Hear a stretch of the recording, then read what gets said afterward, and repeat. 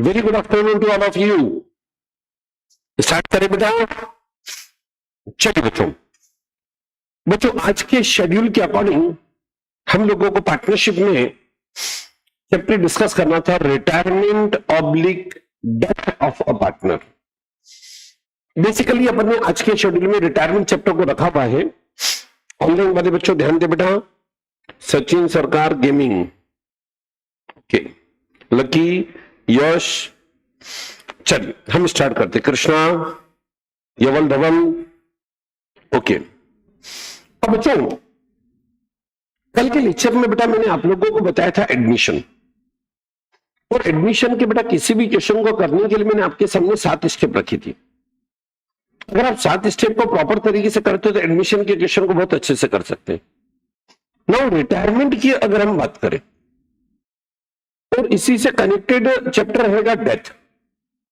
तो retirement and death के case में भी अगर हम बात करेंगे तो मैं आप लोगों को टोटल मिला के 9 स्टेप यहां पर बताने जाऊंगा। तो 9 स्टेप के अंदर अपने सारे कंसेप्ट कवर होते हैं और कैसा भी क्वेश्चन आए ना, आप क्वेश्चन को इजीली कर सकते हैं। अच्छा, एग्जामिनर रिटायरमेंट और डेथ इस सेगमेंट से क्वेश्चन पूछने के चांसेस थोड़े से बढ़ जाते हैं। क्यों बढ़ जाते हैं? क्योंकि यहां से जो क्वेश्चन बनेगा तो उसमें joint life policy, separate life policy, इस तरह के कई सारे और भी कंसेप्ट एग्जामिनर दे सकता है। चलिए मैं बात करना चाह रहा हूं बेटा retirement oblique death of a partner. Suppose करें पार्टनर एबीसी, 3 पार्टनर है। मान लीजिए पार्टनर सी रिटायरमेंट लेना चाहते हैं। कई सारे कारण हो सकते हैं सब तीनों पार्टनर के बीच में अब किसी कारण से अच्छे रिलेशन नहीं रहे तो पार्टनर सी रिटायरमेंट लेना चाहते हैं, या हो सकता है पार्टनर सी छोटू, अब उनकी उम्र ज्यादा हो गई इस कारण वो रिटायरमेंट लेना चाह रहे हैं, या हो सकता है जी ए और बी ही अब इस बिजनेस को आगे कैरी ऑन करना चाहेंगे। ऐसी बहुत सारी परिस्थितियां बन सकती है जहां पर कि एक पार्टनर रिटायर हो रहा है और रिमेनिंग पार्टनर फर्म को कैरी ऑन कर रहे हैं। या कल जब डेथ की हम बात करेंगे तो ऐसी सिचुएशन बन सकती है partner A B M, M for Mrityunjay. मान लीजिए मृत्युंजय की मृत्यु हो गई, तो ऐसे केस में जिस पार्टनर की मृत्यु हो गई उसके लीगल रिप्रेजेंटेटिव का हिसाब किताब करके हमें उसको पैसा देना पड़ेगा।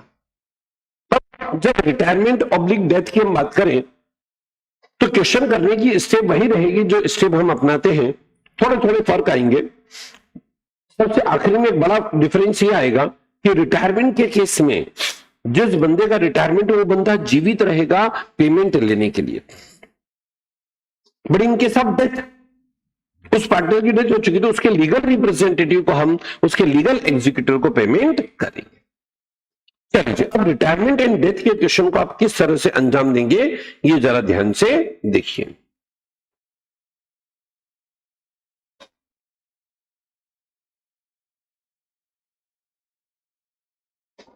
टोटल मिला के 9 स्टेप के अंदर हम काम करेंगे।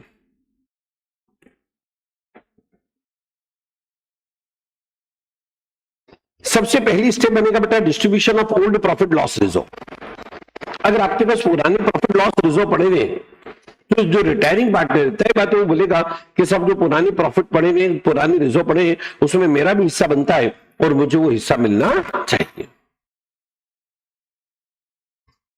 सेकेंड स्टेज में करेंगे हम एसेट लायबिलिटी का रिवैल्यूएशन, क्योंकि होता है कि हमने एसेट लायबिलिटी को ओल्डेस्ट वैल्यू पे लिखा होता है ना, इतने लंबे समय से हम फॉर्म को कैरी ऑन कर रहे हैं, तो इसी स्थिति में आज एसेट लायबिलिटी की वैल्यू में मार्केट में चेंजेस आ चुका होगा। कभी कुछ एसेट की वैल्यू बढ़ चुकी है, जैसे आपने प्लॉट खरीदा था मान ली 5 लाख रुपए का, आज वो प्लॉट हो चुका 25 लाख रुपए का, तो पार्टनर सी जो छोड़ के जाने वाला है वो ऑब्जेक्शन लेगा कि भाई 5 लाख का प्लॉट 25 लाख का हो चुका है, रिवैल्यूएशन में प्रॉफिट है और मेरे को उस प्रॉफिट में हिस्सा चाहिए।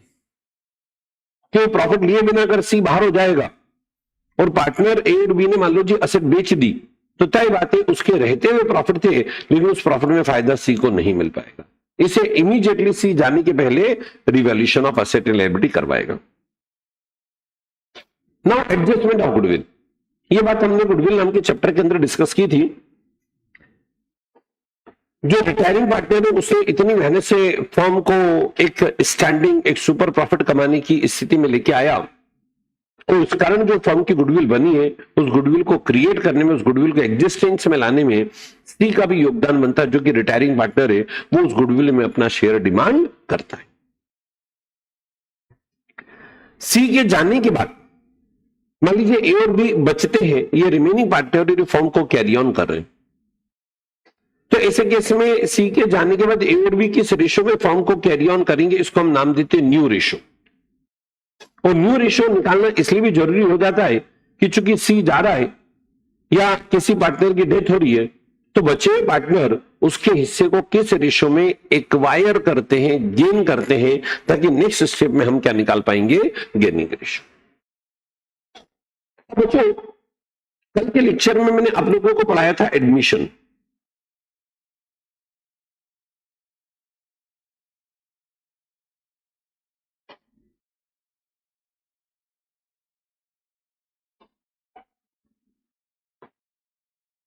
कल के लेक्चर में बेटा मैंने आपको एडमिशन पढ़ाया था।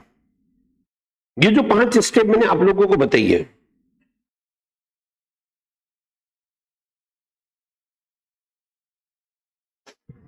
ये 5 स्टेप लगभग हमने कल जब एडमिशन पढ़ा था, तो एडमिशन के अंदर भी हमने ये स्टेप पढ़ी हुई थी,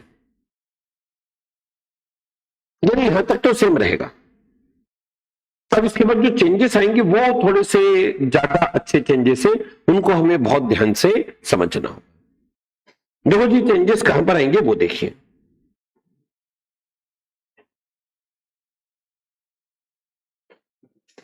एक तो बात करेंगे share in current year profit या लॉस। रिटायरमेंट या डेथ में कई बार ऐसा होता है कि पार्टनर का रिटायरमेंट या डेथ एक पर्टिकुलर टाइम पीरियड के बाद हुआ, तो ऐसे केस में जितने समय के बाद उसका रिटायरमेंट या डेथ हुआ है, तो उतने समय तक के प्रॉफिट या लॉस में हमें उसको हिस्सा देना पड़ेगा। ये स्टेप नंबर 6 के अंदर हम एडजस्टमेंट करेंगे। देखिए, बहुत अच्छी स्टेप आपके सामने आएगी, adjustment for joint life policy, separate life policy. Joint life policy का एडजस्टमेंट करना और सेपरेट लाइफ पॉलिसी का एडजस्टमेंट करना। नाउ हम करेंगे फिर फाइनल सेटलमेंट, और उसके बाद एक अंतिम स्टेप हमारे सामने बनेगी, और उस स्टेप को नाम देंगे बेटा हम कैपिटल एडजस्टमेंट।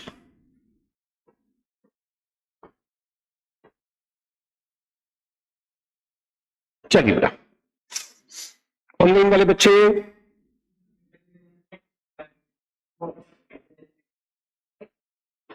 कैपिटल एडजस्टमेंट यहां वैसा ही है जैसा हमने एडमिशन के अंदर पढ़ा था, कि फाइनल सेटलमेंट करते ही बोलो जी जिस पार्टनर का रिटायरमेंट हुआ वो बंदा बाहर हो गया, इसके बाद जो रिमेनिंग पार्टनर हैं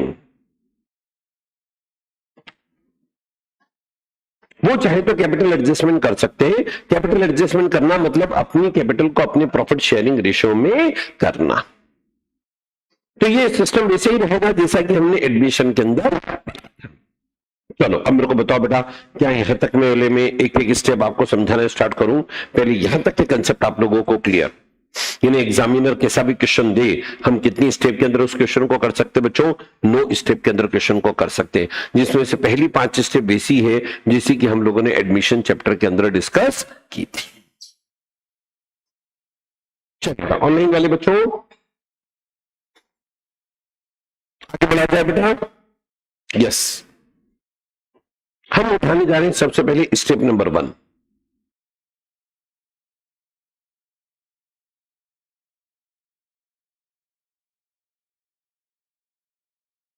समझिएगा बेटा,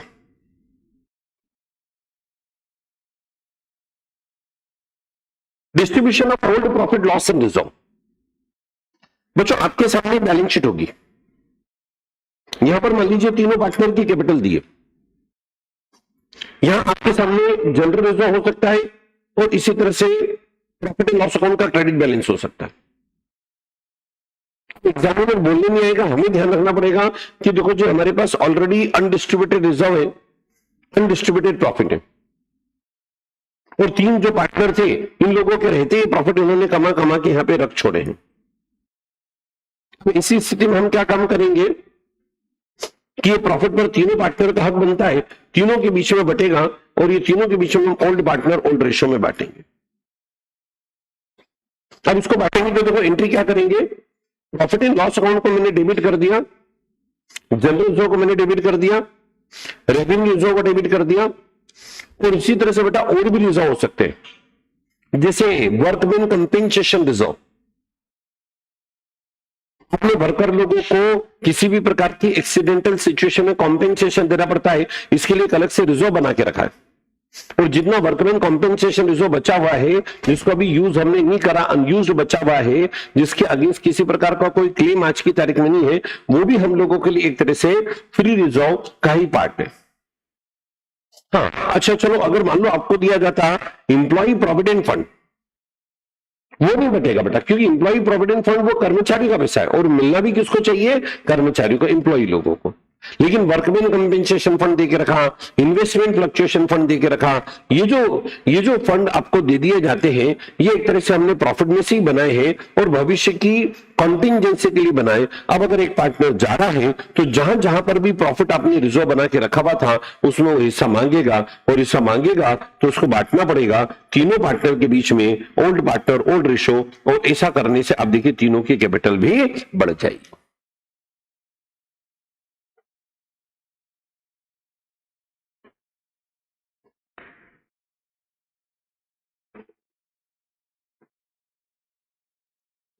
क्या बेटा, गुड आउट क्वेश्चन केवल।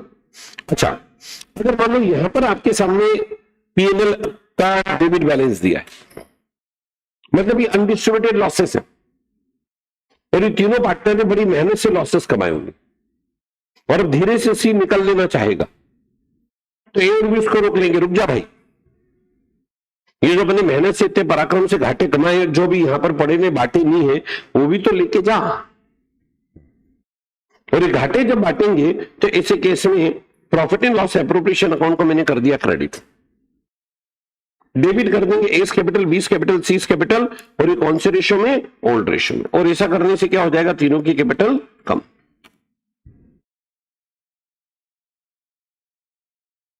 यह आएगा बेटा स्टेप नंबर 1। बताओ बच्चों, कितनी स्टेप में काम करना अपने को, 9।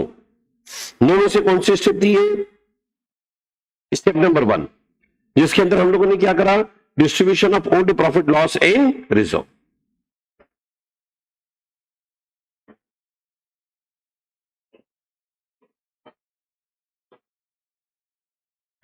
चलिए स्टेप नंबर 2, रिवैल्यूएशन। रिवैल्यूएशन बेटा यहां पर एज इट इज है,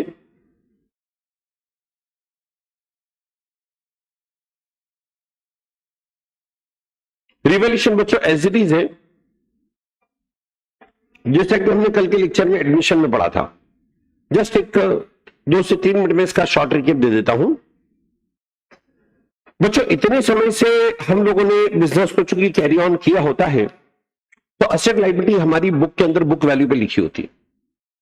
नो डाउट हम उन असेट को यूज करते तो डिप्रिसिएशन भी लगाते, लेकिन आप इस बात को जानते हैं कि डिप्रिसिएशन लगाने के बाद जो वैल्यू आएगी जरूरी नहीं कि मार्केट वैल्यू के बराबर ही बैठे, कई बार मार्केट वैल्यू बहुत अलग हो सकती है।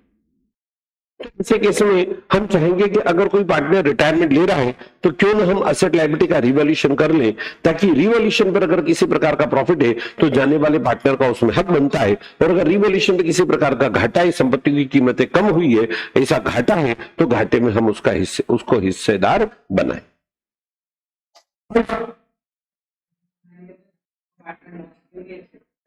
बेटा मैं बताता हूं ना, एक सेकंड। सबसे पहले तो क्या बनाना पड़ेगा बच्चों अपने को, रिवैल्यूएशन। अगर यश रिवैल्यूएशन अकाउंट बना रहे तो डबल एंट्री सिस्टम का पार्ट है, ऐसा करने से आपका एक इफेक्ट बैलेंस शीट के अंदर भी जाएगा, और रिवैल्यूएशन अकाउंट बनाए जाने पर जो बैलेंस शीट बनेगी उसमें एसेट लायबिलिटी की वैल्यू क्या हो जाएगी, चेंज। जैसे आपने एसेट की वैल्यू बढ़ी, प्रॉफिट है, देखो जी रिवैल्यूएशन के क्रेडिट में, एसेट की वैल्यू कम हुई, घाटा है, रिवैल्यूएशन के डेबिट में, लायबिलिटी की वैल्यू बढ़ गई, घाटा है, रिवैल्यूएशन के डेबिट। लायबिलिटी कुछ घट गई, जैसे क्रेडिटर थे अब उनको नहीं देना है, क्रेडिटर की डेथ हो गई, मुनाफा है क्रेडिट में। प्रोविजन फॉर बैड डेट और बढ़ाना है, घाटा है डेबिट में। प्रोविजन फॉर बैड डेट ज्यादा बना हुआ कम करना है, मुनाफा है क्रेडिट में। कोई अनरिकॉर्डेड एसेट को लिखना है, मुनाफा है। कोई अनरिकॉर्डेड लायबिलिटी को लिखना है, घाटा है। और ये सब एडजस्टमेंट करने के बाद जब हम प्रॉफिट निकालते हैं, और अगर मान लो क्रेडिट साइड ज्यादा है तो देखो जो प्रॉफिट निकल के आएगा ये बटेगा ओल्ड पार्टनर ओल्ड रेशियो। अगर बच्चों डेबिट साइड ज्यादा है तो ये आएगा लॉस, और ये भी किसके पीछे बटेगा, ओल्ड पार्टनर ओल्ड रेशियो। ध्यान देना बेटा, ऑनलाइन वाले बच्चे भी, सभी बच्चे ध्यान दीजिए। अगर बेटा आपने रिवैल्यूएशन अकाउंट बनाया तो उसका पैरेलल एक इफेक्ट कहां जा रहा है, बैलेंस शीट। बैलेंस शीट के अंदर भी देखो एसेट लायबिलिटी चेंज हो रही। कई बार हम क्या चाहते हैं कि बैलेंस शीट जो बनाए उसमें एसेट लायबिलिटी की वैल्यू अनअल्टर्ड हो, चेंज ना। और अगर ऐसी स्थिति बनती है तो ऐसे केस में हम रिवैल्यूएशन अकाउंट के बजाय कौन सा अकाउंट बनाएंगे, कौन सा बनाएंगे भाई, वेरी गुड बेटा, यवल धवल सही बोले बेटा। आ जाओ,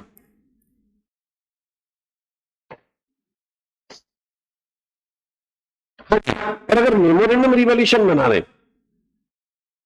तो ये अकाउंट आपके डबल एंट्री सिस्टम का पार्ट नहीं है, ये पूरा का पूरा बुक्स ऑफ अकाउंट के बाहर बन रहा है, वर्किंग पेपर में बन रहा है।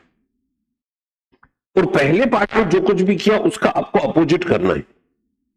कैसे अपोजिट करना है, जैसे यहां पर असेट की वैल्यू कम की थी तो बढ़ाना है, जैसे लायबिलिटी की वैल्यू बढ़ा दी थी तो कम करना है, प्रोविजन फॉर बैड डेट बढ़ा दिया तो कम करना है, अनरिकॉर्डेड लायबिलिटी को रिटर्न ऑफ करना है, असेट की वैल्यू बढ़ा दी तो कम करना है, क्रेडिटर को कम करा था तो बढ़ा देना है, अनरिकॉर्डेड असेट को राइट ऑफ कर देना। अब ऐसा करने में पहले पार्ट में प्रॉफिट हुआ होगा तो दूसरे पार्ट में क्या आएगा, लॉस। इधर लॉस हुआ होगा तो अब क्या आएगा, प्रॉफिट। अब यहां हम लोग क्या काम करेंगे बेटा, पहले वाले हिस्से के प्रॉफिट या लॉस को किस रेशियो में बांटा था, ओल्ड, ये किस में बटेगा, न्यू। बेसिकली देखा जाए ना बेटा, ये बेसिकली जैसे गुडविल में याद करो, मैंने बताया था कि एक बार गुडविल को रेस कर देते ओल्ड पार्टनर ओल्ड रेशियो और रिटर्न ऑफ कर देते न्यू पार्टनर न्यू रेशियो।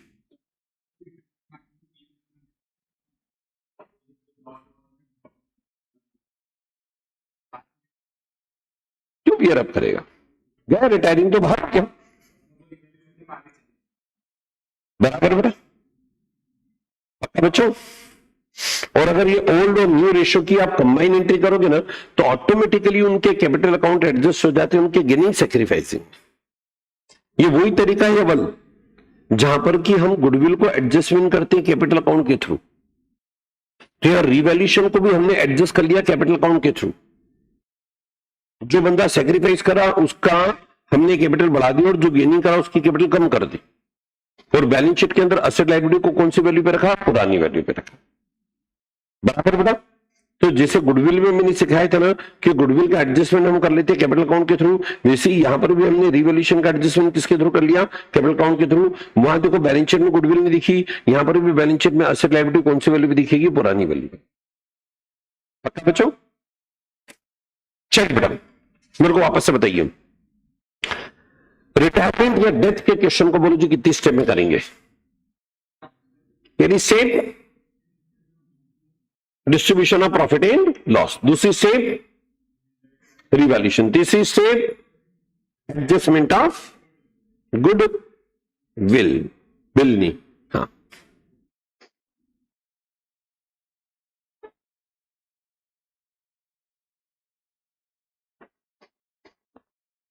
हालांकि बच्चों एडजस्टमेंट ऑफ गुडविल ये ऑलरेडी मैं आपको गुडविल नाम के चैप्टर के अंदर बता चुका हूं, पर फिर भी है क्या ये जरा ध्यान से देखना। बच्चों होता क्या है, ये पार्टनर एबीसी है और ये कंटिन्यूअसली इतने सालों से फॉर्म को कैरी ऑन कर रहे हैं, तो जितनी मेहनत करके फॉर्म को इन्होंने सुपर प्रॉफिट कमाने की स्थिति में ला दिया, तो फॉर्म की एक गुडविल इन लोगों ने क्रिएट कर दी। तो आज की तारीख में अगर हम फॉर्म की गुडविल का वैल्यूएशन करें, मान लो फॉर्म की गुडविल का वैल्यूएशन निकल के आए 60,000।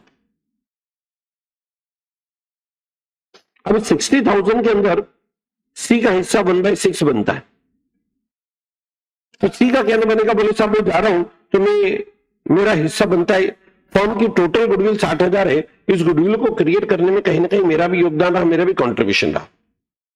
और 60,000 का 1/6 मतलब 10,000 रुपये ये मेरा गुडविल में कंट्रीब्यूशन बनता है, और मैं फॉर्म छोड़ के जा रहा हूं तो गुडविल को तो यहीं छोड़ के जा रहा हूं, कौन से गुडविल को ले जाके बाहर बेचूंगा, और मेरे जाने के बाद आपने इस गुडविल को बेच दिया तो बोलो जी फायदा आप उठाओगे या इस गुडविल का बेनिफिट रिमेनिंग पार्टनर लेंगे जीवन भर। तो इसी केस में पार्टनरशिप जाते समय बात करेगा साहब मेरे को गुडविल के 10,000 रुपए मिलनी चाहिए मेरी मेहनत पे। अब ये मिलेंगे सी को, लेकिन देंगे कौन, ए और बी। कौन से रेशो में देंगे, गेनिंग रेशो में, क्योंकि सी के जाने से ए और बी गेन कर रहे हैं। बल्कि दूसरे शब्दों में बोल सकते हैं हम सी जा रहा है और सी के हिस्से को ए और बी कहीं ना कहीं एक्वायर कर रहे, खरीद रहे, और ए और बी जब उसके हिस्से को एक्वायर कर रहे हैं, खरीद रहे, तो ए और बी कहीं ना कहीं कंट्रीब्यूट करेंगे। कितना कंट्रीब्यूट करेंगे, गेनिंग रेशो में। गेनिंग रेशो सपोज करें आपके पास है 3:2। ये एडजस्टमेंट हम कैसे करेंगे जरा ध्यान से सुनो। इस बंदे को 10,000 रुपए मिलने हैं, 10,000 रुपए में से ए देगा 6,000, बी कितने देगा 4,000। अभी लेन देन की एंट्री केस नंबर 1 मैंने बताया था प्राइवेटली कर ली, प्राइवेटली मतलब फॉर्म के बाहर कर ली, बुक्स ऑफ के बाहर कर ली। ए ने अपनी तरफ से 6,000 रुपए लाके दे दिए, बी ने अपनी तरफ से 4,000 रुपए लाके दे दिए, सी ने 10,000 रुपए लिए पॉकेट में रखे बाहर, बुक्स ऑफ में एंट्री करने की जरूरत नहीं। इसको बोलते हैं हमने गुडविल का लेन देन फॉर्म के बाहर ही कर लिया, आउटसाइड भी फॉर्म कर लिया, प्राइवेटली कर लिया। सिचुएशन नंबर 2 बनती है जहां पर कि गुडविल का एडजस्टमेंट हम कैपिटल अकाउंट के थ्रू कर लेते। ये वैसे ही है जहां पर कि जो बंदा सेक्रीफाइस कर रहा उसके कैपिटल अकाउंट को क्रेडिट कर दिया और जो गेनिंग पोजीशन में उसके कैपिटल अकाउंट को डेबिट कर दिया। जैसे इस सिचुएशन के अंदर आप देखो यहां सेक्रीफाइस करने वाला बंदा कौन है, सी, क्योंकि सी अपनी गुडविल छोड़ के जा रहा है, सी फॉर्म छोड़ के जा रहा है, तो सी 10,000 रुपए की गुडविल छोड़ के जा रहा है, तो सी की कैपिटल को करना पड़ जाएगा मेरे को क्रेडिट। और ए और बी गेनिंग पोजीशन में, क्योंकि सी के जाने के बाद ए और बी तो गेन करेंगे, तो ए और बी के कैपिटल अकाउंट को हमने कर दिया डेबिट गेनिंग रेशियो में। बेटा अब बच्चों इसी बात को एक और तरह से डील करने का तरीका मैंने बताया था। एक तरीका और मैंने क्या आपको बताया था कि एक बार का गुडविल अकाउंट को रेस कर दीजिए। रेस करेंगे तो पूरे कितने अमाउंट से, 60,000 से। यहां ओल्ड पार्टनर का क्लेम ये बनेगा कि भाई हम तीनों ने मेहनत करके गुडविल क्रिएट की, इसको हमने बैलेंस शीट में रिकॉर्ड नहीं करा था, अब ऐसे एसेट रिकॉर्ड कर रहे हैं, और अब ऐसे एसेट रिकॉर्ड कर रहे हैं तो गुडविल बैलेंस शीट के एसेट साइड में दिख जाएगा और लायबिलिटी साइड में तीनों पार्टनर की कैपिटल बढ़ जाएगी, ओल्ड पार्टनर ओल्ड रेशो। क्योंकि इस गुडविल को क्रिएट भी हमने कौन से रेशो में करा, ओल्ड रेशो। लेकिन अब इसमें एक टेक्निकल दिक्कत आ जाएगी। यवल धवल यश बता सकते क्या दिक्कत आ जाएगी, ये बताओ।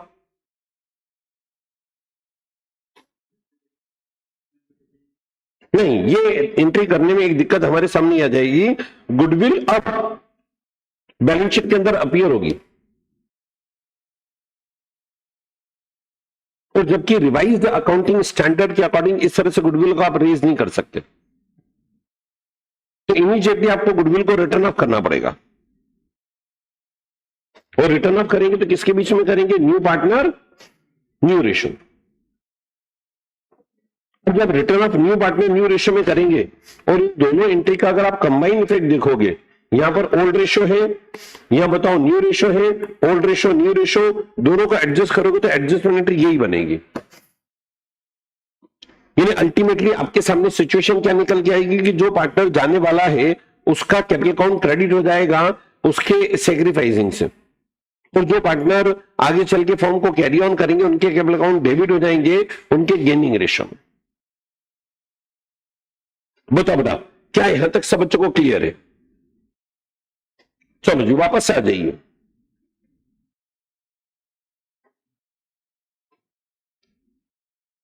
कृष्णा, ऑनलाइन वाले बच्चों, ऑफलाइन वाले बच्चों ध्यान देना बेटा। अब बताओ मेरे को रिटायरमेंट एंड डेथ का क्वेश्चन आया तो बोलो जी कितनी स्टेप के अंदर क्वेश्चन करेंगे। रिटायरमेंट या डेथ का क्वेश्चन आया तो आप बताओ जी कितनी स्टेप के अंदर क्वेश्चन करेंगे। 2 स्टेप नहीं बेटा, नो, चलो नो स्टेप बता सकते बच्चों? नो स्टेप कौन कौन से बच्चों? Distribution of old profit in loss step number 2, revolution step number 3, adjustment of goodwill step number 4, new profit sharing ratio. चलिए अब मैं स्टेप नंबर 4 पे जा रहा हूं। अब बेटा न्यू प्रॉफिट शेयरिंग रेशियो निकालना यहां पर कंपैरेटिवली आसान है। कंपैरेटिवली कैसे आसान है वो देखिएगा।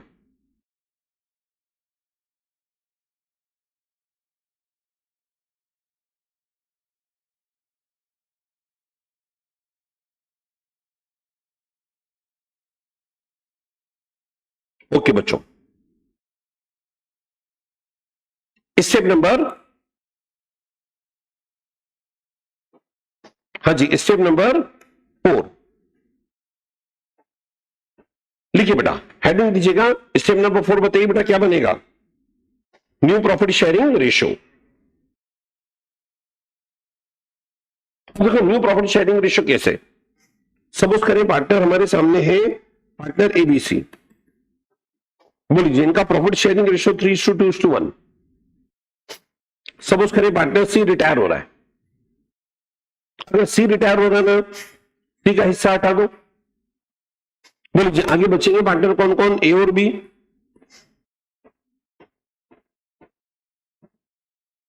और ए और बी का रेशियो कितना बचेगा? 3:2।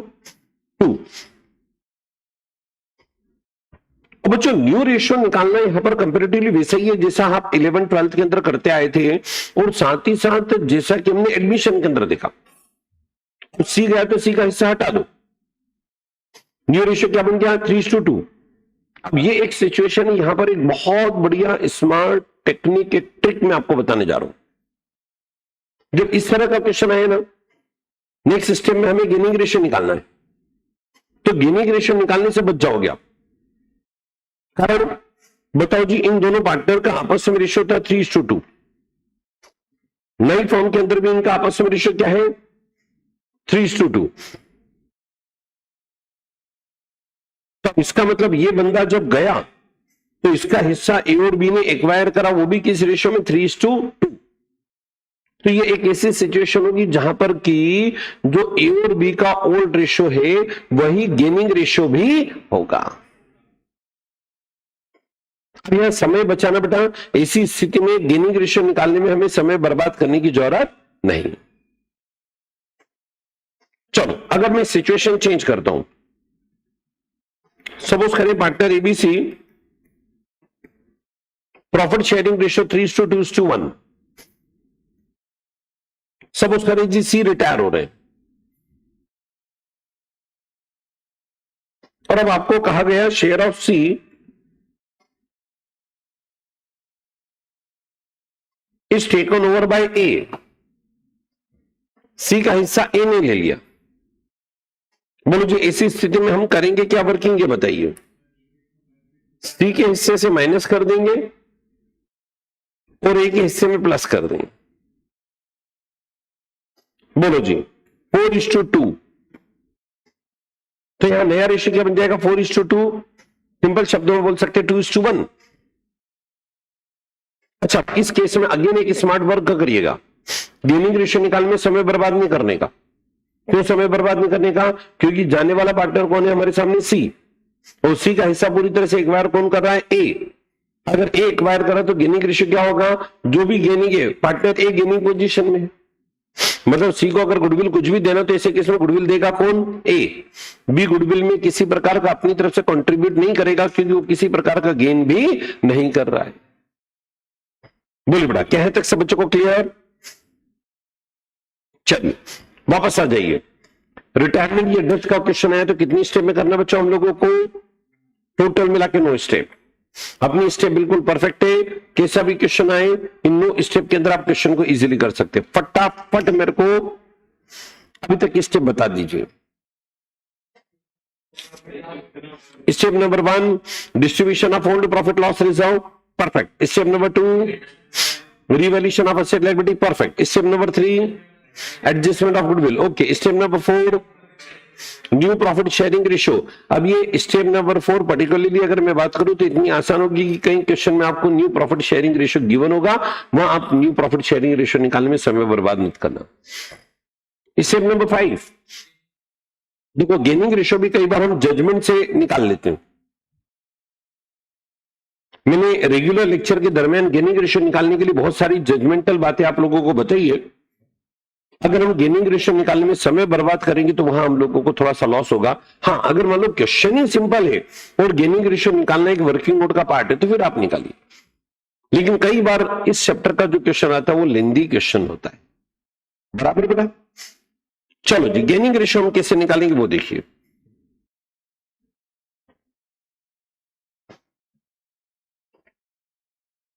हमने जो एग्जांपल लिया उसमें मान लीजिए पार्टनर सी रिटायरिंग पार्टनर है, और सी अगर रिटायरिंग पार्टनर है तो सी के जाने से ए और बी जो ओल्ड पार्टनर है वो गेनिंग पोजीशन में आएंगे, क्योंकि सी के हिस्से को ए और बी एक्वायर कर रहे हैं।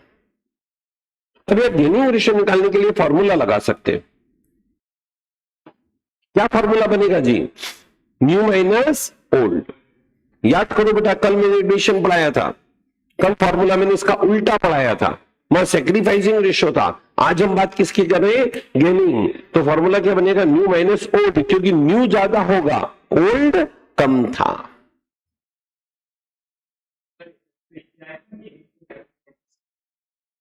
अच्छा, अब बच्चों मैंने आप लोगों को एक टेबल सिखाई थी, और वो टेबल अपनी इतनी परफेक्ट टेबल है कि उस टेबल में गेनिंग सैक्रिफाइसिंग दोनों निकल जाएगा। बराबर? देखो कैसे। अब बताओ बेटा, हमारे सामने पार्टनर है एबीसी, ये वन डबल। सुनो, हमारे सामने 3 पार्टनर है, ये तीनों का ओल्ड रेशियो गिवन है, टोटल बना 3। आगे चल के ए और बी कैरी ऑन करेंगे। सी रिटायर है तो सी का हिस्सा क्या हो जाएगा? 0। बराबर बेटा? अब बताओ जी, इधर का टोटल बैठेगा 2।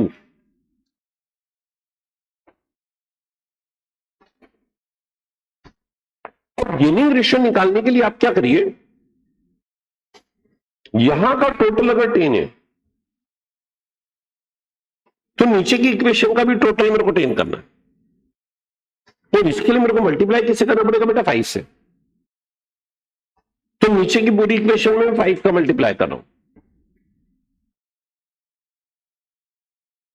तो ऊपर की इक्वेशन तो एज इट इज रहेगी 5 3 2 10। नीचे की इक्वेशन में मैंने 5 का मल्टीप्लाई कर दिया तो यहां पर 5 5 टोटल 10। अब इसका मतलब निकलेगा कि पहले 10 रुपए कमाते थे तो इस तरह से बांटते थे, अब 10 कमाएंगे तो इस तरह से बांटेंगे। अब पहले 10 कमाते थे तो इसको मिलते थे 5, अब 10 कमाएंगे तो भी इसको कितने मिलेंगे? 5। मतलब ये नो गेनिंग नो सैक्रिफाइसिंग वाली पोजीशन पे। बोल बड़ा, क्या यहां तक सब बच्चों को क्लियर? बी की पोजीशन देखो, बी को पहले कितने मिलते थे? 3, बी को अब कितने मिलेंगे? 5। मतलब 2 रुपए का प्रॉफिट उसको ज्यादा मिल रहा है, तो ये बंदा 2/10 गेनिंग पोजीशन में। बराबर बेटा? अच्छा, इस बंदे को पहले 2 मिलते थे, अब कुछ नहीं मिलेंगे, इन्हें 2/10 सैक्रिफाइसिंग पोजीशन में। और जो बंदा सैक्रिफाइस करेगा वो गुडविल पाएगा, और जो बंदा गेनिंग पोजीशन में गुडविल लाएगा। बहादुर बच्चों के यहां तक सब बच्चों को क्लियर? ईमानदारी से बेटा चलो वापस से आ जाइए।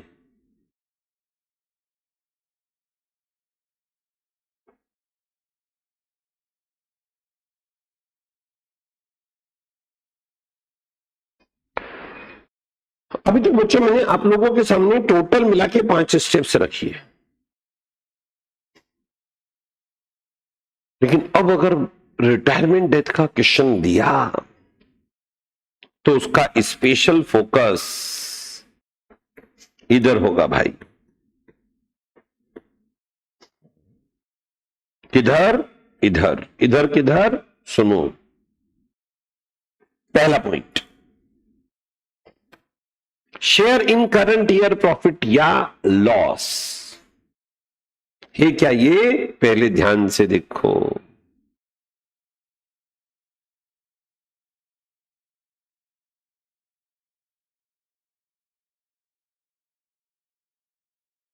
सब बच्चों का ध्यान बोर्ड पे बैठा। हम बात करने जा रहे हैं share in current year profit या लॉस। सपोज करें साहब, ये जो फॉर्म है ये काफी लंबे समय से अपने बिजनेस को कैरी ऑन कर रही है, तो हर साल के प्रॉफिट या लॉस निकालते हैं और हर साल के साल में हम बांट भी लेते हैं। बात अब पिछले वर्षों की नहीं, बात है करंट ईयर की। करंट ईयर के अंदर आप देखो जी, अप्रैल मई जून, ये 4 महीने, 4 महीने बाद ये पार्टनर परमानेंटली परमात्मा को प्यारे हो गए।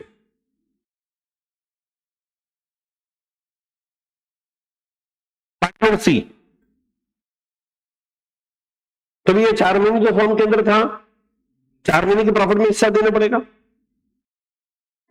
अब यह बात उठेगी डेथ में, रिटायरमेंट के केस में। इस तरह के झगड़ों से निपटने के लिए कई बार हम डीड के अंदर लिख देते कि कोई भी पार्टनर अकाउंटिंग ईयर के मिड में रिटायरमेंट नहीं लेगा। भाई रिटायरमेंट लेना है तो अकाउंटिंग ईयर के एंड में रिटायरमेंट लो,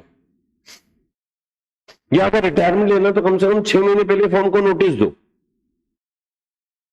लेकिन रिटायरमेंट के अंदर भी ऐसी स्थिति तब बन सकती है जब कई बार क्या होता है, तीनों पार्टनर के बीच में बहुत ज्यादा गंभीर डिस्प्यूट है, एक दूसरे को देखना ही नहीं चाहते। लेकिन करंट ईयर में 4 महीने हो चुके हैं, तो 4 महीने के अंदर फर्म ने जो कमाया उसका प्रॉफिट या लॉस निकालो, उसमें रिटायरिंग पार्टनर को हिस्सा चाहिए। लेकिन आप क्या समझते हो बेटा, 4 महीने का प्रॉफिट निकालना मतलब पूरी बुक्स अकाउंट को क्लोज करना, फाइनल अकाउंट बनाना 4 महीने के, और उससे कहानी खत्म नहीं हो जाएगी। आगे जो बचे हुए पार्टनर आगे फॉर्म को कैरी ऑन करेंगे तो आगे उनको फाइनल अकाउंट 8 महीने के अलग बनाने, और फाइनल अकाउंट बनाने के पहले लेजर के अंदर सारे खातों को क्लोज करना पड़ेगा। इन सब एक्सरसाइज से बचने के लिए कई बार हम क्या करते हैं, डीड के अंदर लिख देते हैं। डीड में क्या लिख देते हैं कि भाई अगर कोई पार्टनर अकाउंटिंग ईयर के मिड में रिटायर होता है, डेथ होती है, तो हम क्या काम करेंगे, सब लास्ट ईयर के प्रॉफिट को बेस लेके करंट ईयर के प्रॉफिट में उसका हिस्सा दे देंगे। अब या तो हम लास्ट ईयर के प्रॉफिट को बेस ले सकते हैं, या पिछले 3 साल के प्रॉफिट को, 4 साल के प्रॉफिट को, 5 साल के प्रॉफिट को, व्हाटएवर जो भी डीड में लिखा वैसा करना है। जनरली बोला जाएगा पिछले साल के प्रॉफिट को बेस ले लो। बताओ जी, पिछले साल का प्रॉफिट था 50,000, इट इज फॉर 12 मंथ, हमें निकालना है 4 मंथ का प्रॉफिट। ये 4 मंथ का प्रॉफिट निकल के आया।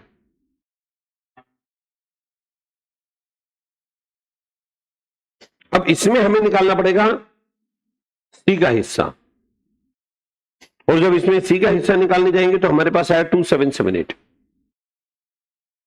2778 ये किसका हिस्सा है? सी।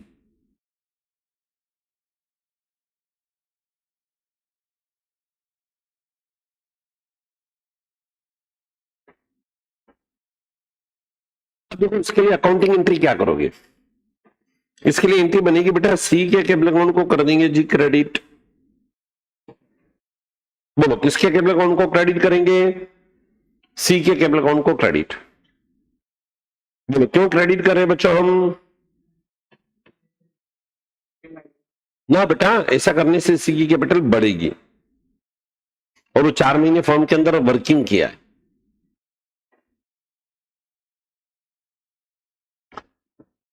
और एक बुकिश अकाउंट हम यहां पर खोल देते हैं, और वो बुकिश अकाउंट कहलाता है P&L सस्पेंस अकाउंट। ये अकाउंट हमने क्यों खोल दिया? हमने जो रिटायरिंग पार्टनर है उसको प्रॉफिट में, करंट ईयर के प्रॉफिट में एक मोटा मोटा हिस्सा दिया। 4 महीने वो अलाइव था, जीवित था, या 4 महीने फॉर्म के अंदर था, उस समय फॉर्म ने जो प्रॉफिट कमाया उसमें हमने उसको एक मोटा मोटा शेयर दिया।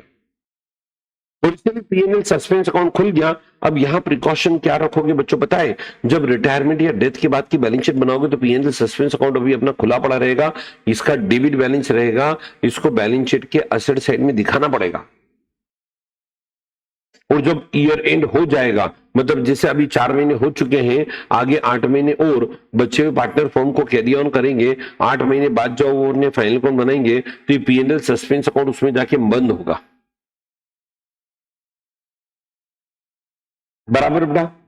तो इसी स्थिति में बहुत ध्यान से सुनो जी, हम क्या काम करेंगे, हम पीएनएल सस्पेंस अकाउंट को डेबिट कर देंगे और जो पार्टनर रिटायरिंग पार्टनर है उसके कैपिटल अकाउंट को क्रेडिट करके उसकी कैपिटल को बढ़ा दिया। पीएनएल सस्पेंस अकाउंट यहां पर एक तरह से बुकिश अकाउंट है, एक तरह से नॉमिनल अकाउंट है। चल बेटा, ऑनलाइन वाले बच्चों को क्लियर बेटा? ऑनलाइन किसी प्रकार का डाउट?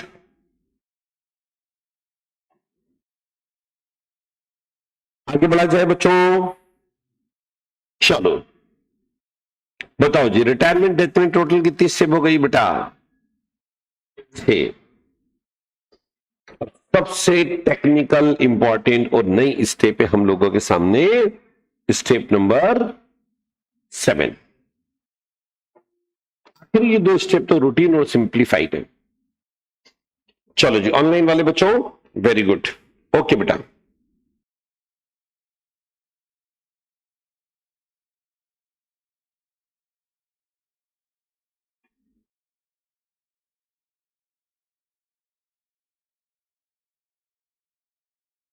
ओके बेटा, आगे बढ़े।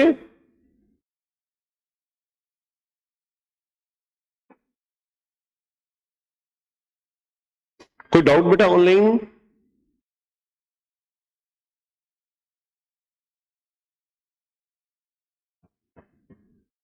हाँ जी बच्चों, अच्छा चलो, कोई डाउट हो तो बताइए बेटा। कोई डाउट नहीं कृष्णा, चलो आगे बढ़ते हैं। अब बच्चों नेक्स्ट स्टेप हम बात करने जा रहे हैं, उसका नाम बनेगा बेटा जॉइंट लाइफ पॉलिसी। अब ये जॉइंट लाइफ पॉलिसी क्या है वो समझिए।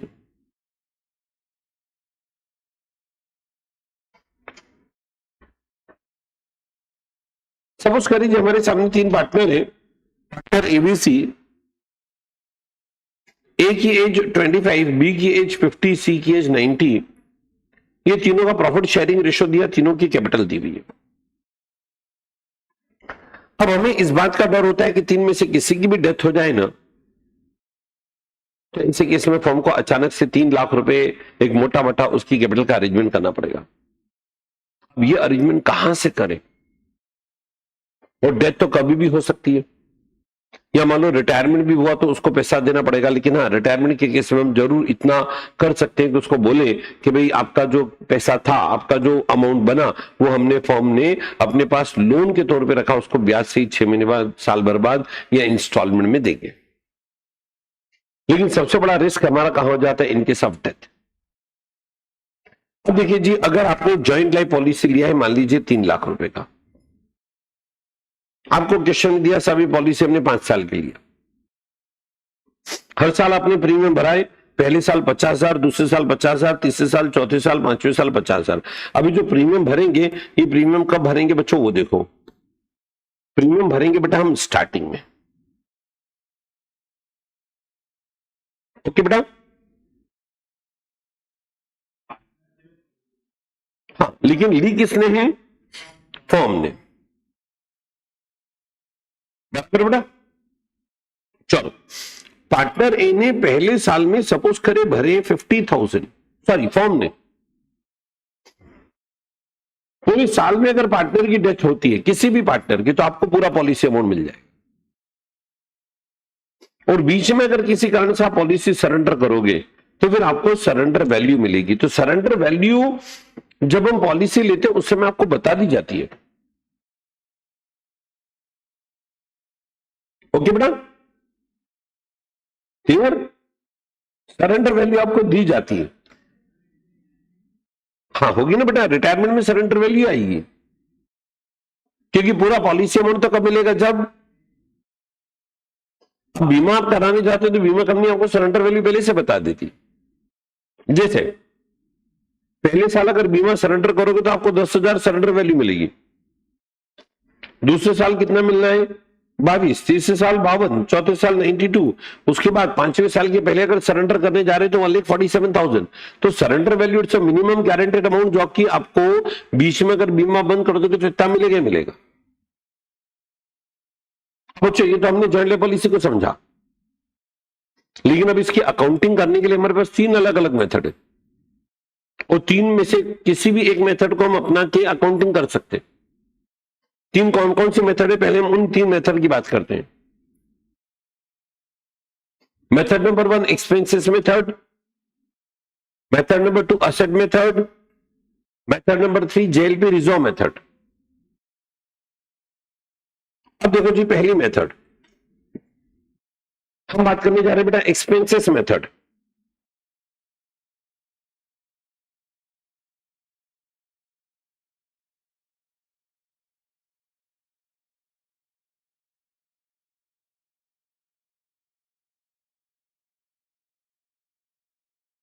जी बच्चों एक सेकेंड, हाँ एक्सपेंसेस मेथड में हम जो भी प्रीमियम पे करेंगे उस प्रीमियम को उस साल का खर्चा मान के हम उसको राइट ऑफ कर देते हैं।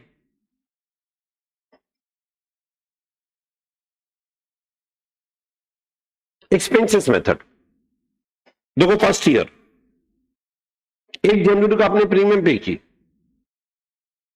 ओके बेटा, तो प्रीमियम पे की तो एंट्री क्या बनेगी बच्चों को, देखो joint policy premium account debit to bank, premium को डेबिट कर देंगे, बैंक अकाउंट को कर देंगे हम क्रेडिट। 31 दिसंबर ईयर एंड, इस जॉइंट पॉलिसी प्रीमियम को हम डाल देंगे पीएनएल में, तो एंट्री बन जाएगी बेटा profit and loss account debit to JLP premium. यानी यहां आपने प्रीमियम डेबिट करा था, यहां प्रीमियम को हमने पीएनएल में डाल के क्लोज कर दिया। ये एंट्री हम करेंगे first year. Again second year में भी entry premium account debit to bank, year end पर इसको पीएनएल में ट्रांसफर कर दिया। चलो थर्ड ईयर भी same entry, premium account debit to bank, और प्रीमियम को उठा के कहां डाल देंगे, पीएनएल। बराबर बेटा, साल के साल यही एंट्री करते जाएंगे, आगे के वर्षों में भी ये एंट्री। लेकिन अब मान लो 4th ईयर पार्टनर की डेथ हो गई, अगर पार्टनर की डेथ हो जाती है तो फिर क्या एंट्री बनेगी, वो जरा ध्यान से देखना। सबसे पहले 1 जनवरी को तो आपने प्रीमियम पे की होगी, तो पहली एंट्री बन जाएगी बेटा premium account debit to bank. मान लीजिए 15 अगस्त के दिन पार्टनर की डेथ हो गई, पार्टनर परमानेंटली परमात्मा के पास, बराबर क्लियर। तब ऐसे केस में PNL account debit to premium, ये प्रीमियम वाले अकाउंट को हमने कर दिया जी क्लोज।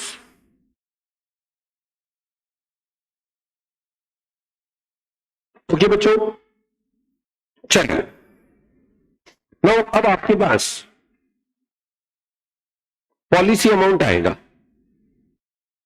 पॉलिसी अमाउंट आएगा तो एंट्री करेंगे bank account debit to joint policy. देखो यहां पार्टनर की डेथ होने पर आपको कितना अमाउंट मिलेगा, पूरा पूरा पॉलिसी अमाउंट। पॉलिसी कितने की थी बच्चों, 3 लाख रुपए की, तो बैंक में पैसा आएगा, तो देखो मैंने बैंक अकाउंट को डेबिट करा और जॉइंट पॉलिसी अकाउंट को क्या कर दिया, credit. Next entry joint policy account को डेबिट करेंगे, और ये प्रॉफिट किसके बीच में बढ़ जाएगा, old partner old ratio. Logic बता सकते हो बच्चों, ओल्ड पार्टनर ओल्ड रेशियो क्यों?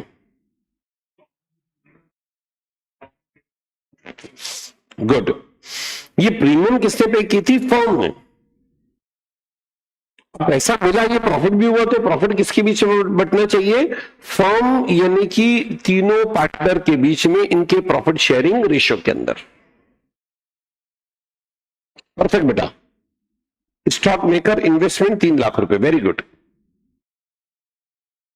चलो मैं सिचुएशन चेंज करता हूं। ये कौन सी मेथड थी बेटा?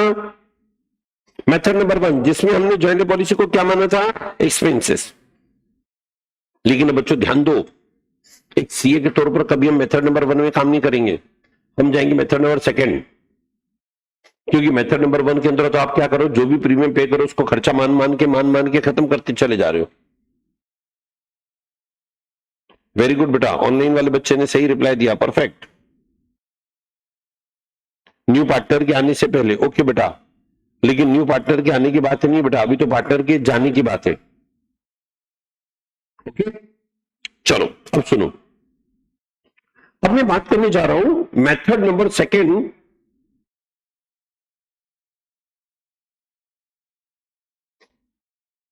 इसको नाम देते बेटा हम लोग असेट मेथड।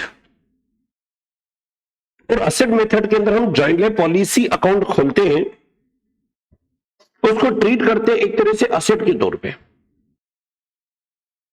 और असेट कितनी वैल्यू पर? सरेंडर वैल्यू पर, क्योंकि सरेंडर वैल्यू तो वो मिनिमम अमाउंट है ना जो आपको हर हाल में मिलेगा ही। It's a minimum guaranteed amount जो आपको हर हाल में मिल रही है। देखो वर्किंग कैसे करेंगे, जैसे आपका फर्स्ट ईयर, आपने सबसे पहले प्रीमियम पे की तो joint policy account debit to bank. अच्छा मेथड नंबर 1 में देखो, इसको पूरा पीएनबी में डाल के राइट ऑफ कर देते थे, लेकिन कंसेप्चुअली आपको राइट ऑफ नहीं करना चाहिए, क्योंकि जॉइंट पॉलिसी अगर आपने ली है तो भाई उसकी सरेंडर वैल्यू तो आपको किसी भी कीमत में मिलेगी ना, कभी भी आप बीमा बंद भी करोगे तो मिलेगी। तो कहीं अकाउंटिंग एक्सपर्ट का थॉट बनता है इस अकाउंट को आप खुला रखो और इस अकाउंट का बैलेंस रखो, कौन सी वैल्यू तक? सरेंडर वैल्यू तक, और बाकी का अमाउंट उठा के पीएनबी में डाल दो। अगर इस मेथड में जाओगे तो बैलेंस शीट के अंदर जॉइंट पॉलिसी दिखेगी असेट के तौर पे, और कौन सी वैल्यू पे? सरेंडर वैल्यू पे। चलो जो नेक्स्ट ईयर वापस से अकाउंट खुलेगा तो देखो मैंने बैलेंस ब्रॉट डाउन कर दिया सरेंडर वैल्यू पर। It's a minimum guaranteed amount जो आपको हर हाल में मिलना है। चलो जी, अब आपने 50,000 की प्रीमियम वापस पे की होगी सेकेंड ईयर के स्टार्ट में, तो एंट्री बन जाएगी joint policy account debit to bank. लेकिन अब इस अकाउंट को हम मेंटेन करेंगे, इसका बैलेंस रखेंगे कौन सी वैल्यू तक? सरेंडर वैल्यू तक। सरेंडर वैल्यू आपको मेंशन होगी क्वेश्चन में। इस क्वेश्चन मान लीजिए 22,000 है, तो बाकी का जो डिफरेंस बचा उसको मैंने पीएनएल में डाल दिया एज अ लॉस, और ये जो सरेंडर वैल्यू है बैलेंस शीट के असेट साइड में दिख रहा है। बदलती रहती बेटा, बदलती रहती बेटा, बदलती रहती। पक्का? चलो अब देखो थर्ड ईयर में ये हमारे सामने इसकी वैल्यू 22,000 है सरेंडर वैल्यू। अब हमने प्रीमियम पे की 50,000। थर्ड ईयर के एंड में इसकी सरेंडर वैल्यू आपको क्वेश्चन में मेंशन है 52। तो 52 ये वो अमाउंट है कि आज अगर बीमा बंद करेंगे तो आपको इतने मिल जाएंगे। तो सरेंडर वैल्यू बढ़ती जाएगी भाई, प्रीमियम भरते जा रहे हो आप। ओके अच्छा, अब बाकी का घाटा ये पीएनएल में आ जाता, और ये जो अमाउंट है इसको हम कहां शो करेंगे? बैलेंस शीट की एसेट साइड में। चलिए लास्ट ईयर अब देखिए क्या होगा। ये जॉइंट पॉलिसी अकाउंट के बैलेंस को मैं आगे लेके आया, ये आपने 50,000 की प्रीमियम पे की, और मान लीजिए 15 अगस्त के दिन पार्टनर की डेथ हो गई, और पार्टनर की डेथ हो जाने पर आपको पूरा पॉलिसी अमाउंट मिलेगा 3 लाख रुपए। ऑनलाइन वाले बच्चों रिप्लाई देना बेटा, पार्टनर की डेथ होने पर कितना अमाउंट मिलेगा? 3 लाख। ऐसे याद करके मत जाओ 3 लाख यश। पॉलिसी अमाउंट हिंदी में बोलना सीखो, पॉलिसी अमाउंट। कौन सा अमाउंट? Very good. अभी हम डेथ की बात कर रहे हैं बेटा। अभी हमने एग्जांपल दिया है कि पार्टनर की डेथ हो गई, तो आप देखो आपको पूरा पॉलिसी अमाउंट मिल गया, सरेंडर वैल्यू। अच्छा अब देखो ये अकाउंट हमें क्लोज करना पड़ेगा, क्योंकि इसको हम एसेट के तौर पे दिखा रहे थे, और इससे इतना हमें रियलाइजेशन हो गया। इस अकाउंट का बैलेंस निकालोगे तो हमारे सामने आ जाएगा, बाकी जो बैलेंस निकल के आएगा वो हमारे सामने होगा प्रॉफिट, और प्रॉफिट भी किसके बीच में बटेगा, ओल्ड पार्टनर ओल्ड रेशियो। चलो बताओ बेटा, मेथड 1 और 2 में डिफरेंस है या नहीं है? मेथड 1 क्या थी? यस, और मेथड 2 में हम जॉइंट लायबिलिटी पॉलिसी को असेट के तौर पर ट्रीट कर। अब ध्यान दीजिए बेटा, जॉइंट लायबिलिटी पॉलिसी की मेथड नंबर 3,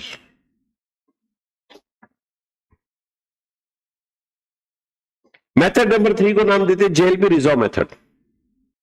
बच्चे इस मेथड की प्रोसेस को बहुत ध्यान से देखना। एक तो जॉइंट लायबिलिटी पॉलिसी कौन बनाएंगे हम, दूसरा रिजर्व बनाएंगे। इस मेथड के अंदर क्या करेंगे, सबसे पहले हमने 1 जनवरी को प्रीमियम पे की, एंट्री बनेगी JLP account debit to bank. दूसरा, इस मेथड के अंदर हम क्या करेंगे, जितनी प्रीमियम पे की ना उतना पीएनएल से निकाल के रिजर्व भी बनाना है, और पीएनएल से निकालेंगे मतलब पीएनएल के डेबिट में, और आप देखो रिजर्व अकाउंट के क्रेडिट में। देखो प्रीमियम पे करेंगे 1 जनवरी को, लेकिन रिजर्व बनेगा कब, ईयर एंड पर। अच्छा, अब अगला पॉइंट,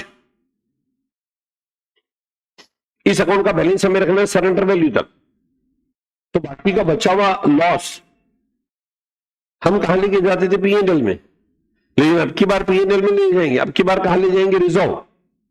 तो यहां देखो जी, मैंने लिखा बाय जेएलपी रिजर्व, तो यहां हमने क्रेडिट में लिखा है, तो देखो जी डेबिट में गया, और बाकी अब इस अकाउंट का बैलेंस आ जाएगा। अब इस मेथड की स्पेशलिटी, जितने का आपके सामने जॉइंट लायबिलिटी पॉलिसी का बैलेंस होगा उतने के रिजर्व पड़ा होगा, बस फर्क ये होगा जॉइंट लायबिलिटी पॉलिसी को एक एसेट के तौर पे ले रहे हैं सरेंडर वैल्यू पर, रिजर्व भी आपके पास उतना ही बड़ा होगा सरेंडर वैल्यू पर। यानी अगर आप बैलेंस शीट बनाओगे फर्स्ट ईयर के अंदर, ये फर्स्ट ईयर की बैलेंस शीट, इधर जॉइंट लायबिलिटी पॉलिसी दिखेगा तो जॉइंट लायबिलिटी पॉलिसी रिजर्व दिखेगा। चलो सेकेंड ईयर में क्या पोजीशन बनेगी वो देखो, ये जॉइंट लायबिलिटी पॉलिसी को डेबिट में बढ़ाया, रिजर्व को क्रेडिट में बढ़ाया, क्योंकि रिजर्व का क्रेडिट बैलेंस होता है। ना बेटा 1 जनवरी को प्रीमियम पे करो टू बैंक। चलो ईयर एंड पे आ जाओ, उतना ही पैसा हम ईयर एंड पे पीएनएल से निकाल के रिजर्व में लिखे आएंगे, तो रिजर्व के क्रेडिट में लिखा। अब इस अकाउंट को जिंदा रखना है, मतलब बैलेंस रखना है सरेंडर वैल्यू तक, तो बाकी के घाटे को पीएनएल में ले जाते थे, अब की बार पीएनएल से नहीं बल्कि रिजर्व से सेट ऑफ करेंगे।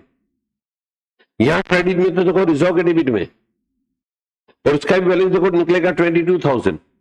यानी अब आप देखिए 22,000 यहां असेट दिख रहा हो, 22,000 का रिजर्व है। बैलेंस शीट में आप देखोगे तो बैलेंस शीट के अंदर आपको इधर जेएलपी भी दिखेगा और जेएलपी रिजर्व भी दिखेगा। चलिए नेक्स्ट ईयर, ये जेएलपी को आगे मैंने बढ़ाया 22,000 से, जेएलपी रिजर्व को क्रेडिट में आगे बढ़ाया। अब चलो जी, हमने प्रीमियम पे करा 50,000, तो ईयर एंड पर हम पीएनएल से 50,000 रुपए जितना प्रीमियम पे करा उतना पीएनएल के डेबिट से नाके रिजर्व में लेके आते हैं, बराबर। चलो अब इसका बैलेंस बच्चा सरेंडर वैल्यू के बराबर, तो बाकी का अमाउंट उठा के कहां ले जाएंगे हम, रिजर्व में। यहां क्रेडिट में तो रिजर्व के डेबिट में,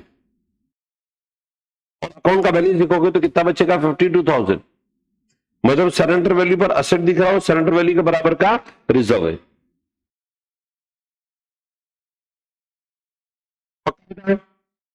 इतना क्लियर हो रहा है यवल धवल, पक्का? पूछूंगा बेटा मैं एग्जाम के बाद। चलो अब अंतिम ईयर में क्या होगा उस बात को ध्यान से समझना बेटा। अब अंतिम ईयर में ये होगा 52,000 का बैलेंस दिख रहा है बच्चों, 52,000 का रिजर्व दिख रहा है बेटा। ऑनलाइन टीम, हाँ जी बच्चों। अब 1 जनवरी को सबसे पहले प्रीमियम पे की तो लिखा हमने टू बैंक। अच्छा, ईयर एंड पर हम पीएनएल से लेकर रिजर्व बनाते, लेकिन ईयर एंड का पार्टनर वेट ही नहीं कर पाया, उसके पहले पार्टनर का दी एंड, मतलब पार्टनर की डेथ हो गई, और सपोज करें पार्टनर की डेथ हो गई तो ऐसे केस में पूरा पूरा आपको पॉलिसी अमाउंट मिल गया। कितना अमाउंट मिल गया, 3 लाख रुपए। अब आप देखो यह डिफरेंस देखोगे तो प्रॉफिट आ जाएगा। प्रॉफिट किसके बीच में बटेगा? Old partner old ratio. Reserve, जो रिजर्व पड़ा है इस रिजर्व को भी बांटना पड़ेगा हमें ओल्ड पार्टनर ओल्ड रेशियो। क्यों? क्योंकि जब जॉइंट पॉलिसी खत्म हो गई तो रिजर्व भी खत्म करना पड़ेगा। अच्छा, अब यहां एक स्पेशल प्रिकॉशन ये रखना पड़ेगा कि लास्ट ईयर में हमें पीएनएल से अमाउंट निकाल के रिजर्व में लाने की जरूरत नहीं है, क्योंकि पीएनएल बनेगा ईयर एंड पे और उसके पहले पार्टनर का दी एंड हो जाता है। चलो, मैंने जॉइंट पॉलिसी के लिए कितनी मेथड बताई बेटा आपको? 3।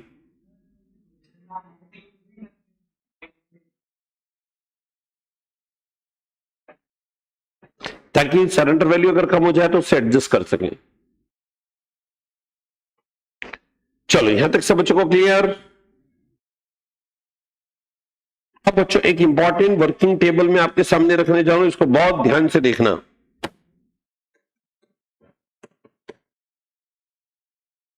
कर स्टार्ट, यवल धवल बोर्ड पे ध्यान।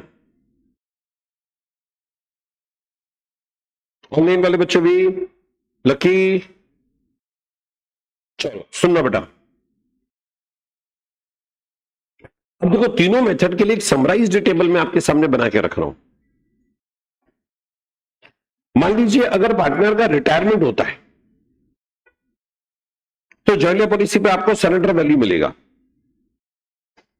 पार्टनर की डेथ होती है तो आपको पूरा पॉलिसी अमाउंट मिलेगा।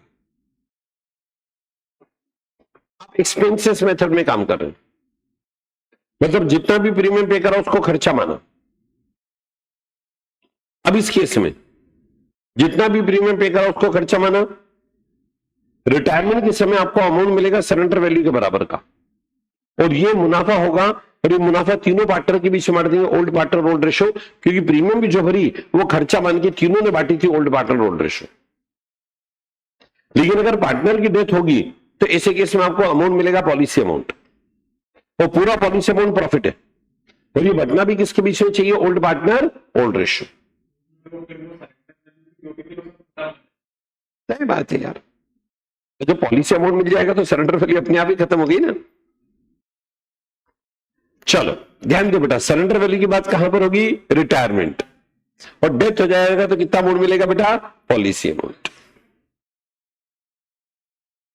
अब बच्चों, अगर आप असेट मेथड पे काम कर रहे हैं, इसका मतलब जॉइंट पॉलिसी अकाउंट मेंटेन करें सरेंडर वैल्यू पर। कौन सी वैल्यू पर? अब अगर रिटायरमेंट होता है तो क्या होगा वो देखो। आपने जॉइंट पॉलिसी अकाउंट रखा है सरेंडर वैल्यू पर, रिटायरमेंट पर अमाउंट भी कितना मिलेगा? Surrender value. ये जितना दिखा रखा उतना ही अमाउंट मिला, मतलब no profit no loss. There is no profit no घाटा। समझ में आता? यस। अब अगर मैं बात करने जाता हूं इनके साथ डेथ, क्या बेटा? अच्छा, इनके साथ डेथ, बोलो जॉइंट पॉलिसी अकाउंट आपने खोला है सरेंडर वैल्यू पर,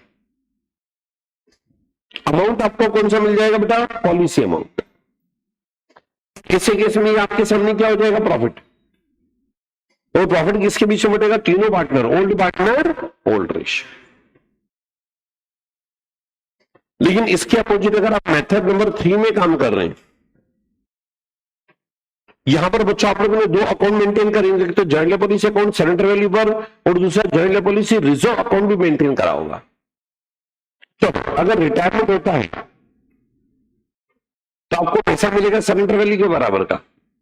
ये देखो जी, एक तो आपने जॉइंट पॉलिसी अकाउंट खोला सरेंडर वैल्यू पर,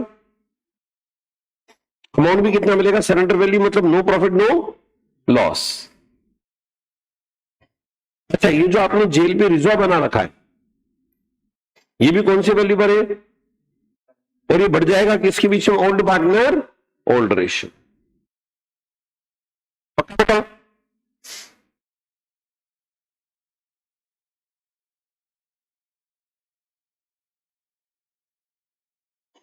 ये वाला समझ आता है। एग्जाम में कैसे लिखेंगे? एग्जाम में बेटा अपने को सीधा सीधा इसका इफेक्ट देना बेटा। ये जो मैंने आपको टेबल बनी है बच्चों, ये टेबल आपको एग्जाम में इफेक्ट देने के हिसाब से बनी है। उधर मैंने आपको क्या बताई थी? मेथड जो कि सिस्टम से थी। एग्जाम में इफेक्ट कैसे दोगे? इस तरह से, जैसे एग्जाम्पल के तौर पे सुनो, यहां पर बताओ जॉइंट पॉलिसी अकाउंट ऑलरेडी दिखेगा आपको बैलेंस शीट के अंदर। पार्टनर की डेथ होगी तो पॉलिसी अमाउंट मिला। ये अकाउंट आपने खोल रखा था 60,000 से, पॉलिसी अमाउंट आपको मिला 3 लाख रुपए। बताओ 2,40,000 का अपने आप प्रॉफिट आ जाएगा बेटा। और ये प्रॉफिट किसके बीच में बटेगा? वेरी गुड, सही याद किया आपने। अच्छा बताओ बेटा, क्या ज्वाइंट पॉलिसी रिजर्व को मेंटेन करने की जरूरत नहीं पड़ेगी बेटा। रिजर्व भी किसके बीच में बटेगा? Old partner old ratio. तो लकी ध्यान देना बेटा, ऊपर जो मैंने मेथड बताई थी वो तो अकाउंटिंग के पर्पज से थी। एग्जाम में जब क्वेश्चन करने जाओगे तो इस टेबल के अकॉर्डिंग डील करोगे। इस टेबल के अकॉर्डिंग इफेक्ट देना बेटा, ये टेबल नहीं बनाना बेटा। हाँ, या तो क्या होगा, ये वाली सिचुएशन होगी या ये वाली होगी या ये होगी या ये होगी या ये होगी या ये होगी। ओके बच्चों, परफेक्ट बेटा। चलो अब यहीं पर एक और पॉइंट और मैं समझाने जा रहा हूं। ज्वाइंट पॉलिसी के साथ साथ कई बार हम सेपरेट लाइफ पॉलिसी भी ले लेते हैं। यहां ज्वाइंट पॉलिसी नहीं ली, सेपरेट लाइफ पॉलिसी ले ली। ऐसा कब करते हैं? जब तीनों पार्टनर की कैपिटल में बहुत ज्यादा अंतर होता है। जैसे एक की कैपिटल है मान लो 25 लाख, एक की 15 लाख, एक की 5 लाख। अब इसे कैसे में बच्चों? हाँ बेटा लकी ध्यान दो, स्टॉक मेकर ध्यान दो बेटा। चलो अब सुनना क्या सिचुएशन बनी बच्चों। नहीं, शेयर मार्केट में इन्वेस्ट करता है बच्चा, तय बात है यार, क्या क्यों नहीं है, और करना भी चाहिए, लेकिन इधर ध्यान देते हुए चलो ध्यान देना बेटा। जब तीनों पार्टनर की कैपिटल में बहुत ज्यादा अंतर है तो ऐसे केस में हमने सेपरेट सेपरेट पॉलिसी ले ली। इस बंदी की पॉलिसी ले ली 25 लाख की, 15 लाख की, 3 लाख की, और ये आपके सामने सरेंडर वैल्यू है।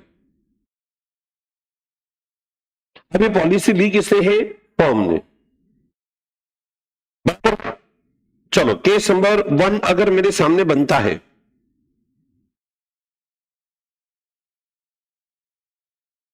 जैसे बताओ जी,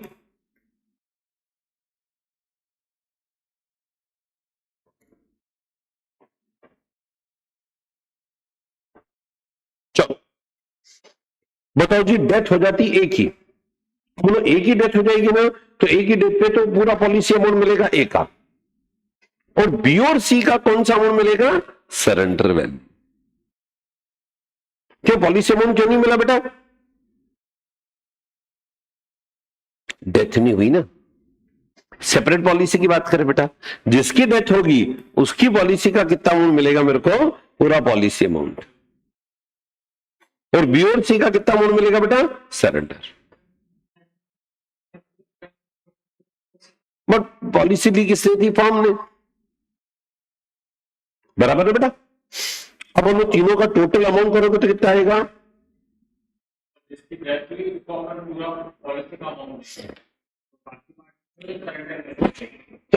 सॉरी,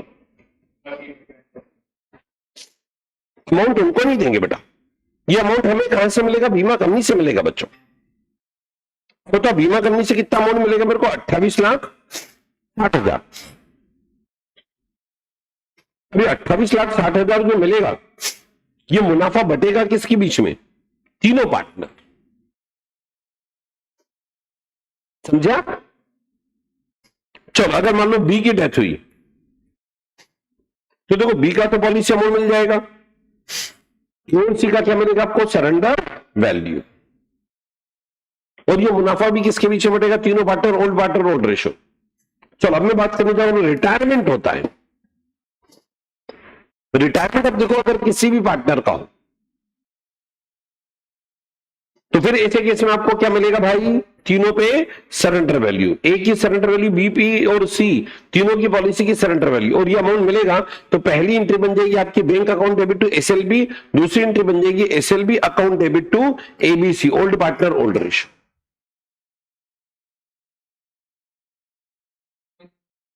नहीं बेटा, हम यूजुअली मान के चलते कि इन लोगों ने जो भी प्रीमियम पे करी होगी उसको खर्चे के तौर पे रिटर्न ऑफ कर दिया होगा। पक्का बेटा? पक्का? ऑनलाइन वाले बच्चों को क्लियर? चलो बेटा वापस से आ जाओ बेटा। रिटायरमेंट या डेथ का क्वेश्चन है तो टोटल मिला के कितनी स्टेप में करेंगे? 2 नहीं बेटा। हाँ कृष्णा, चलो पहली स्टेप बोलो Krishna. Distribution of old profit loss reserve, step number 2 revaluation, step number 3 adjustment of goodwill, step number 4 new profit sharing ratio, step number 5 gaining sacrificing ratio. ये 5 स्टेप तो वैसी जैसी एडमिशन के अंदर थी। परफेक्ट बेटा। चलो अब इसके बाद स्टेप नंबर 6 करंट ईयर के प्रॉफिट या लॉस में हिस्सा, step number 7 adjustment of joint life policy. मैं बात करने जा रहा हूं स्टेप नंबर 8 फाइनल सेटलमेंट। जो फाइनल सेटलमेंट इसका मतलब जो रिटायरिंग पार्टनर है उसको हम पेमेंट करेंगे, और उसको जब पेमेंट करेंगे तो देखो जी कैसे पेमेंट करेंगे उस बात को ध्यान देने की जरूरत है। जब रिटायरिंग पार्टनर को फाइनल सेटलमेंट पर पेमेंट करेंगे तो वैसे फुल फ्लेजेड क्वेश्चन करोगे तो ऑटोमेटिकली उसका जो कैपिटल अकाउंट बनेगा, उसका जो बैलेंस निकल के आएगा, उस बैलेंस के अंदर वही फाइनल अमाउंट निकल के आएगा जो हमें पे करना है। लेकिन कभी कभी एग्जामिनर ऐसा क्वेश्चन पूछ लेता है कि फुल फ्लेजेड क्वेश्चन उसने नहीं पूछा, रिवैल्यूएशन और कैपिटल अकाउंट सारे नहीं पूछे, सिर्फ इतना पूछा कि जो रिटायरिंग पार्टनर है उसको कितना पैसा देना है, तो फिर वो आपको अलग से निकालना पड़ेगा। क्या क्या निकालना पड़ेगा? देखो, जो पार्टनर रिटायरिंग पार्टनर है, एक तो उसको कैपिटल अकाउंट का बैलेंस देना पड़ेगा, दूसरा उसका करंट अकाउंट का बैलेंस देना पड़ेगा। करंट अकाउंट में क्रेडिट बैलेंस है तो फेवरेबल बैलेंस है, और करंट अकाउंट में डेबिट बैलेंस है तो माइनस बैलेंस है, घटाना पड़ेगा।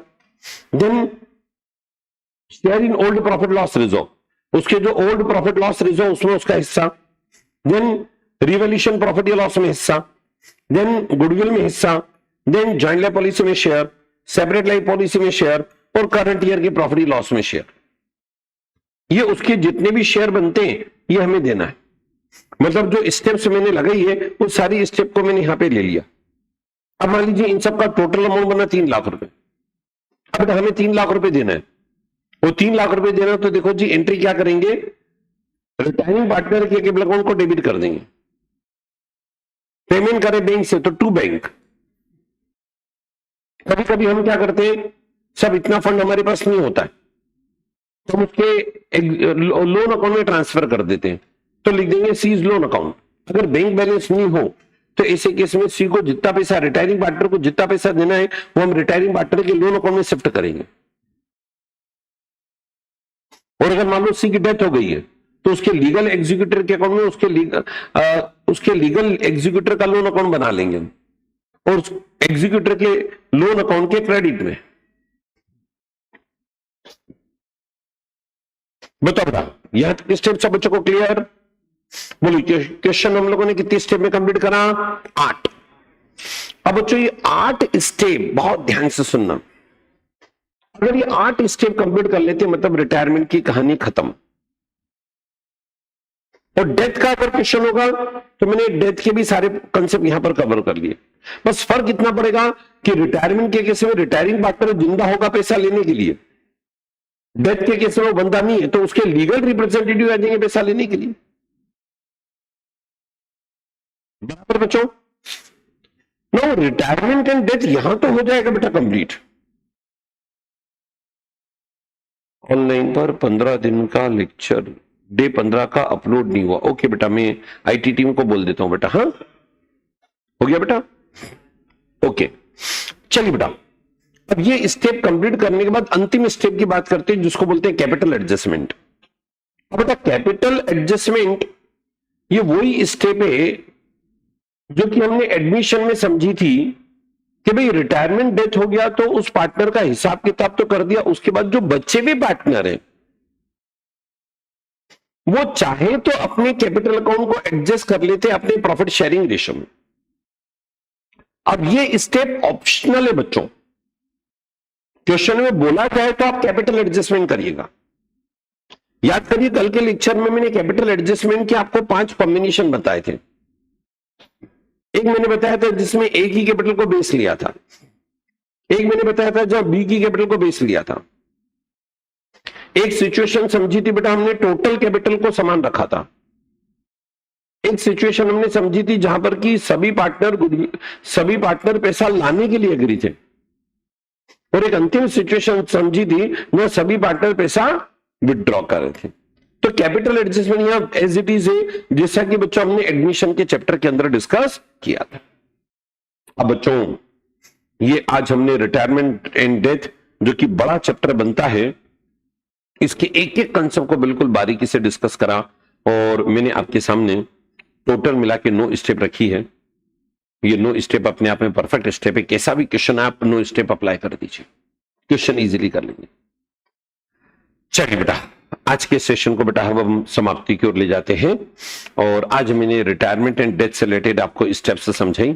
कल का जो लेक्चर है वो डेथ नाम के चैप्टर के प्रति डेडिकेटेड है, लेकिन आप ध्यान दीजिएगा हमने रिटायरमेंट डेथ के सारे कंसेप्ट्स आज यहां पर कवर कर लिए।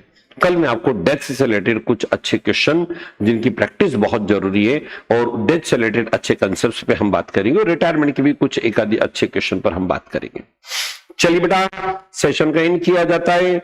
सभी बच्चों को बहुत बहुत धन्यवाद। Thank you, thanks Allah.